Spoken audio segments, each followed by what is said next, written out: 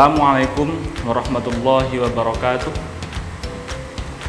Alhamdulillahillazi faddala ala bani Adam bil ilmi wal amal ala jami'il alam. Wassalatu wassalamu ala Muhammadin sayyidil arabi wal ajam wa ala alihi wa ashabihi ya nabi'il ulumi wal hikam, amma ba'd. Alhamdulillah walhamdulillah summa alhamdulillah. Tak lupa kita panjatkan kehadirat Allah Subhanahu wa taala. Semoga kita tergolong orang-orang yang mendapatkan ilmu yang bermanfaat fid dunya wal akhirat. Pada pertemuan kali ini kita akan mempelajari bab 6 yang berjudul dengan ilmu pengetahuan semua jadi lebih mudah, yakni lebih tepatnya kompetensi dasar 3.1 tentang memahami makna surat Al-Mujadalah ayat 11 dan surat Ar-Rahman ayat 33 serta hadis tentang menuntut ilmu. Dalam kesempatan ini, teman-teman diharapkan dapat membaca surat Al-Mujadalah dengan benar sesuai dengan ilmu tajwidnya. Juga memahami arti dan makna yang terkandung di dalam surat Al-Mujadalah ini. Sebelum masuk ke pembelajaran, mari sama-sama kita membaca suratul Fatihah untuk guru-guru kita yang telah memberikan kita ilmu secara cuma-cuma. Semoga ilmu yang didapat, semoga ilmu yang kita peroleh menjadikan ilmu yang bermanfaat fid dunya wal akhirah. Ala hazihin niyah wa ala ma nawasalafus salih. Al-Fatihah. Teman-teman, cermatilah gambar berikut ini. Menurut kalian, gambar apakah yang ini? Ya, benar. Ini adalah gambar tentang orang yang sedang belajar, yang sedang membaca buku, dan sedang tadarus Al-Quran. Perintah pertama yang Allah berikan kepada Nabi Muhammad SAW di awal firman diturunkan surat Al-Alaq ayat 1 dengan jelas berbunyi Iqra, yang artinya bacalah. Dari ayat ini dapat kita ambil hikmah bahwasanya yang paling utama dan yang paling pertama kita harus jalani adalah menuntut ilmu. Mencari ilmu baik melalui membaca maupun belajar secara langsung. Allah Subhanahu wa taala berfirman di dalam surat Al-Mujadalah ayat 11 ini yang berbunyi A'udzu billahi minasyaitonir rajim. Bismillahirrahmanirrahim. Ya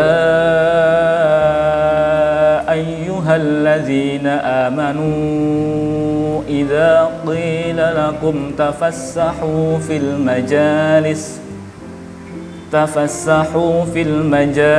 fafsahu yafsahillahu lakum wa idza qila anshuzu fanshuzu yarfa'illahu alladhina amanu minkum walladhina utul ilma darajat wallahu bima ta'maluna khabir.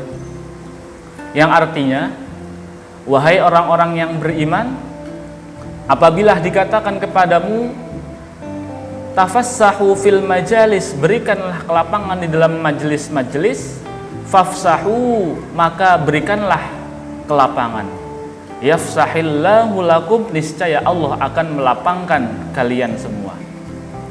Wa idza qila suju, dan apabila dikatakan kepada kalian berdirilah, fangsuzu, maka berdirilah.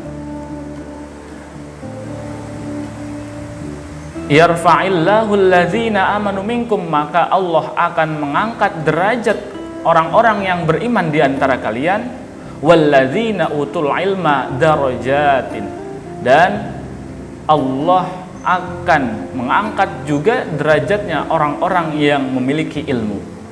Wallahu bima ta'maluna khabir. Dan Allah Maha mengetahui atas segala sesuatu secara teliti. Membaca Al-Quran tidak bisa disamakan dengan membaca bacaan seperti yang lainnya, seperti membaca buku, membaca koran, atau majalah. Al-Quran sebagai kitab suci yang diturunkan oleh Allah Subhanahu wa Ta'ala harus dibaca dengan baik, dengan tepat, dengan benar, sesuai dengan ilmu tajwidnya. Apa itu ilmu tajwid? Ilmu tajwid adalah ilmu yang berguna untuk mengetahui cara melafalkan Al-Quran yang benar, sehingga kita dapat selamat dari kesalahan yang bisa mengubah makna ayat tersebut. Dari ayat Al-Mujadalah ini ada beberapa ilmu tajwid yang harus kita perhatikan. Seperti jika adanya nun mati atau tanwin yang bertemu salah satu huruf hijaiyah, maka akan mempunyai cara baca tersendiri. Sebelum saya menjelaskan, silahkan kalian persiapkan buku dan alat tulisnya untuk mencatat apa yang akan saya jelaskan. Hukum nun mati dan tanwin ketika bertemu salah satu huruf hijaiyah, maka akan melahirkan 4. Yang pertama idhar, idgham, ikhfa, dan iklab. Idhar, di mana kita harus membaca secara jelas nun matinya. Ketika bertemu apa? Ketika bertemu huruf hamzah, huruf ha, huruf kho, huruf ain, huruf ghain, dan huruf ha. Seperti contoh lafaz man amana atau min ghillin. Kemudian yang kedua ada yang namanya idgham, yaitu dileburkan bacaan nunnya. Nah, idgham ini juga nanti dibagi menjadi 2. Ada idgham bil gunnah, ada idgham bila gunnah. Bil gunnah itu artinya adalah dengan adanya dengungan. Bila gunnah tanpa adanya dengungan. Bil gunnah ketika bertemu dengan huruf ya, nun, mim, dan waw. Idgham bila gunnah ketika bertemu dengan huruf lam dan huruf ro. Kemudian yang ketiga ada ikhfa. Ikhfa artinya adalah samar. Maksudnya yaitu adalah ketika nun bati bertemu salah satu huruf-huruf ikhfa ini, maka nanti nunnya akan dibaca samar. Nah, huruf-hurufnya yang ada bisa dilihat sendiri. Ada ta, ada dal, ada to, ada qaf, ada kaf, dan lain sebagainya.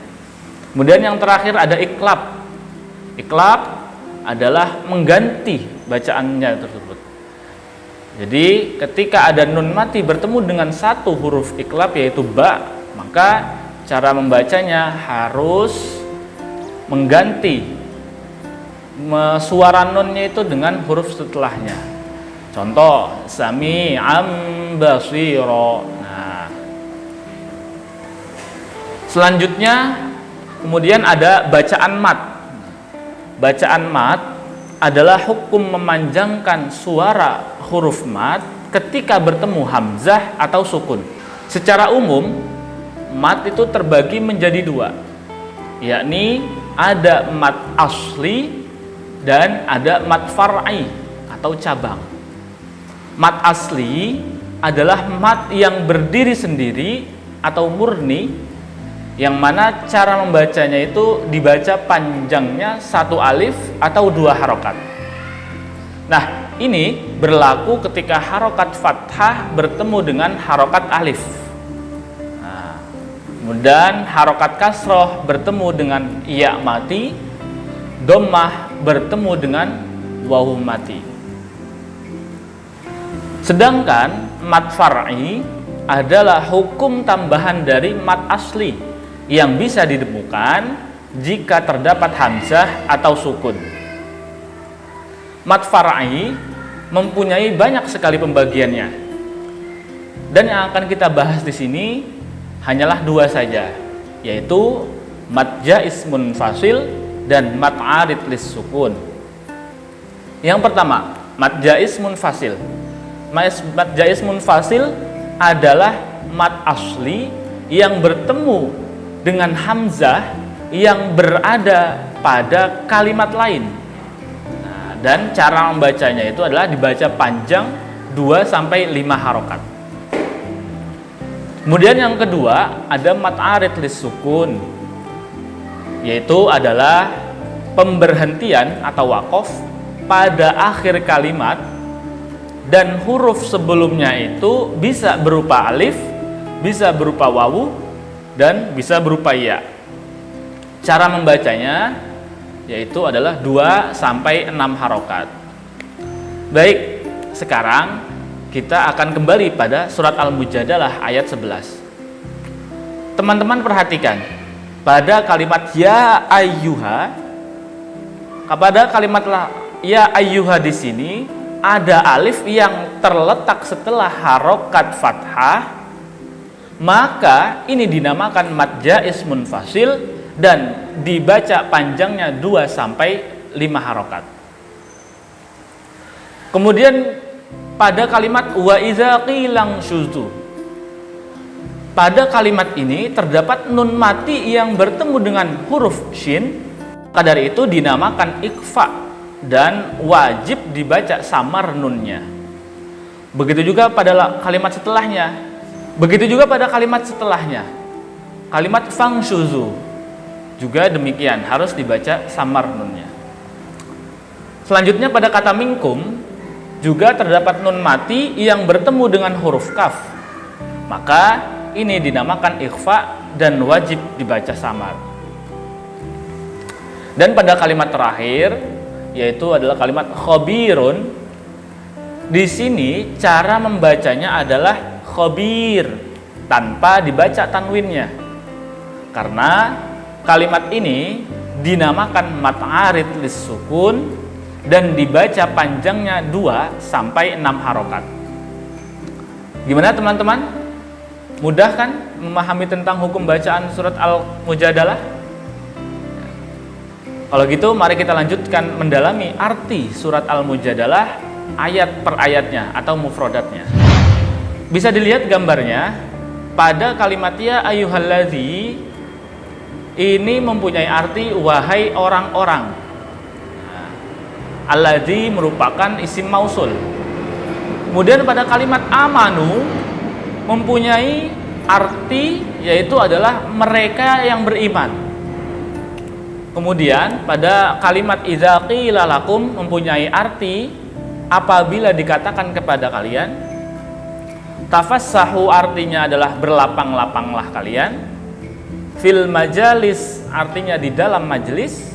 Fafsahu artinya berlapang-lapanglah. Umsyuzu artinya adalah berdirilah kalian. Fangsyuzu artinya maka berdirilah. Yarfa'illahu artinya Allah mengangkat. Minkum artinya di antara kalian. Utul ilma artinya orang yang berilmu.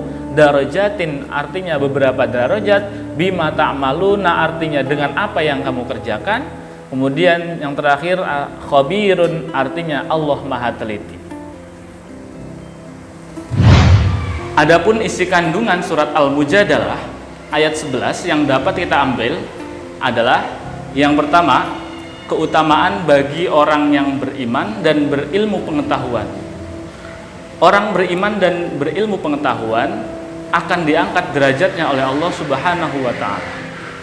Ada maqalah yang mengatakan bahwasanya la sahibal ilmi mamqutun, tidak ada orang yang mempunyai ilmu hidupnya terhina. Kemudian yang kedua yaitu adalah memberi pesan bahwa terhadap siapapun yang berada di majelis ilmu harus saling menghormati, serta memberikan kesempatan untuk sama-sama mendapatkan tempat duduk atau posisi yang layak dan setara. Baik, kita tadi sudah sama-sama mempelajari dari mulai cara membaca surat Al-Mujadalah, ilmu tajwid surat Al-Mujadalah, mendalami makna dan isi kandungan surat Al-Mujadalah. Selanjutnya, silahkan kalian tinggalkan pertanyaan di kolom komentar agar kalian bisa jadikan bahan diskusi dengan teman-teman yang lain. Dan untuk tugas selama minggu ini, silahkan kalian hafalkan surat Al-Mujadalah ayat 11, buatlah video hafalan dan kirim ke grup WhatsApp. Ingat teman-teman, segala kesuksesan tidak akan datang dengan spontan tanpa disertai kerja keras dan kerja cerdas. Minggu depan kita akan melanjutkan materi tentang surat Ar-Rahman ayat 33. Semoga kita selalu dalam lindungannya Allah Subhanahu wa taala. Saya akhiri, wallahul muwafiq ila aqwamit thoriq. Assalamualaikum warahmatullahi wabarakatuh.